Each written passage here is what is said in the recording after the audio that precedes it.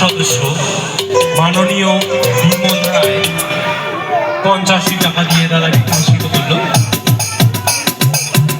আচ্ছা, বিমলদার জন্য জোরে হাততালি। ঠিক আছে, সবাই মিলে একসাথে বিমলদার জন্য জোরে হাততালি। আর সাথে এই ভাইটার নাম ভাই চলে গেলে ভোট করে ভোজপুরি গানে রিকোয়েস্ট করে চলে গেল। চলো ভোজপুরি হবে।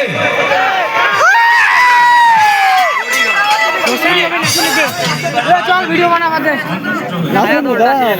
না খাবে তারপর না শুধু মানে এবারে বেদের না দিতে হবে।